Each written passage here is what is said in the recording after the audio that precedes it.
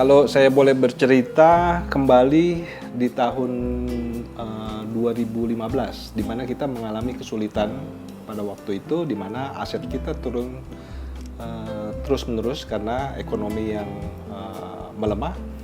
2016 kita melakukan transformasi yang bisa dibilang mungkin transformasi pertama di Adira Finance yang kita jalankan, dan transformasi itu lebih mengarah kepada proses di mana kita memperkuat proses kita, melakukan sentralisasi daripada kredit, kemudian membentuk organisasi SSD, sehingga kita berhasil menumbuhkan aset Adira Finance di 2017, 2018, 2019, dan bahkan kita banyak memecahkan rekor-rekor baru.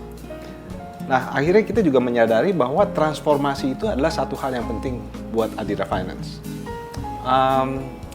Selepas dari kita melakukan transformasi proses, 2017 kita langsung melancarkan satu transformasi lagi, yaitu customer centric dan digitalisasi. Di mana customer centric adalah merupakan apa yang kita mau tuju dengan cara digitalisasi. Ya. Nah, jadi kalau kita berbicara dengan digitalisasi, itu ada 3 hal penting. Ya, digital itu adalah mengenai konektivitas, mengenai convergence, dan mengenai computation. Ya. Jadi ada 3K di sana. Nah, jadi digitalisasi ini, kenapa kita mau masuk ke digital? Karena ternyata digital bisa membantu kita di dalam 3 hal tersebut. Kenapa kita mau dengan konektivitas? Karena dengan digital kita mau terkoneksi dengan seluruh pihak secara digital, termasuk customer kita. Ya, termasuk customer kita. Convergent adalah bagaimana kita bisa menyatukan, menawarkan segala macam jasa dalam satu aplikasi. Nah, itu dimungkinkan karena ada digital. Nah, yang ketiga adalah computation. Computation itu adalah kapabilitas digital dalam mendapatkan data-data, ya, sehingga data-data ini membantu Adira untuk bisa melakukan bisnis lebih baik lagi dengan para konsumen.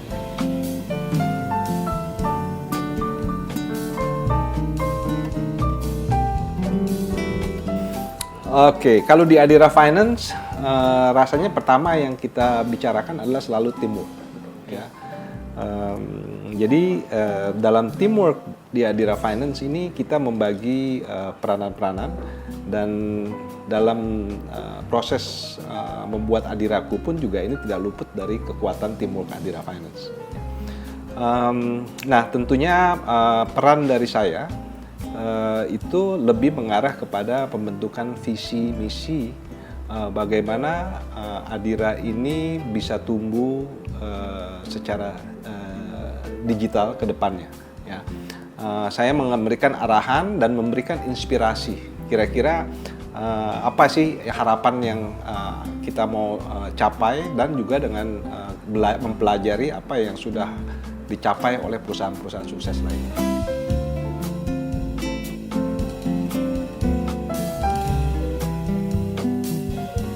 Seperti tadi saya sampaikan, Man, bahwa kita melihat secara visioner ke depan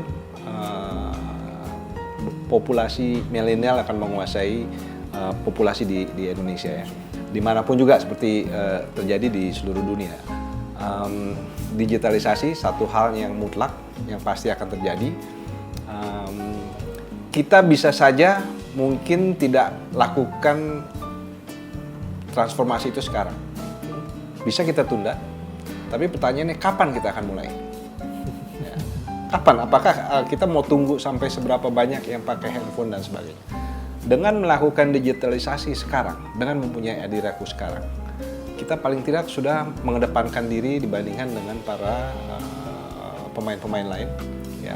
Dan kita juga, dan proses ini adalah proses belajar, ya. Dalam hal digitalisasi ini tidak ada satu kepastian bahwa sesuatu yang kita lakukan itu pasti sukses. Ya, justru di sini adalah proses belajar. Semakin di depan kita mulai, semakin duluan kita mulai, tentu kita mempunyai posisi yang mempunyai keuntungan di posisi di mana kita terus belajar dan akan memperbaiki diri. Kalau dibandingkan dengan pemain lain yang masuk belakangan, rasanya kita pasti akan lebih unggul.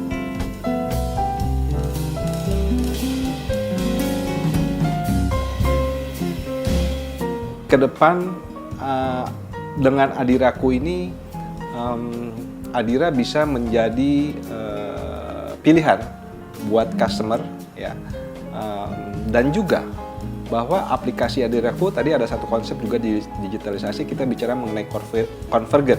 Convergen itu artinya bisa memberikan segala macam jasa di dalam satu aplikasi Adiraku. Jadi loyalitas customer yang diharapkan untuk bisa bersama dengan Adira itu tidak hanya saja dilakukan hanya dalam bentuk produk financing, tapi bisa dari berbagai macam produk. Seperti misalnya nanti kita mau Adiraku, kita ada yang namanya wallet untuk customer bisa melakukan pembayaran. Bisa ada tabungan, ya, dengan kerjasama dengan Bank Danamon, kita customer itu bisa mempunyai kemungkinan untuk melakukan tabungan di dalam Adiraku. Bisa memberikan berbagai macam jasa asuransi, ya. Nah, kita tentunya nanti dengan Adiraku memungkinkan kita keluar dari konsep pembiayaan saja. Nah, kita tidak hanya sebagai pembiayaan, tapi menjadi solusi keuangan buat customer kita, terutama customer yang kita sebut sebagai mass market, yang sampai sekarang mungkin masih banyak atau belum tersentuh oleh perbankan. Proses perkembangan Adiraku ini tidak akan pernah berakhir. Ya, ini akan terus berkembang sesuai dengan kebutuhan yang ada di dalam perkembangan digitalisasi dan kemampuan digital yang ada. Nah, sekarang lebih banyak kita misalnya memberikan pelayanan kepada customer yang ada, existing customer kita sebut. Tapi sebentar lagi rasanya kita akan launch di mana aplikasi Adiraku juga bisa terbuka oleh prospek customer. Prospek customer artinya belum menjadi customer Adira Finance, tapi nantinya bisa menjadi customer Adira Finance.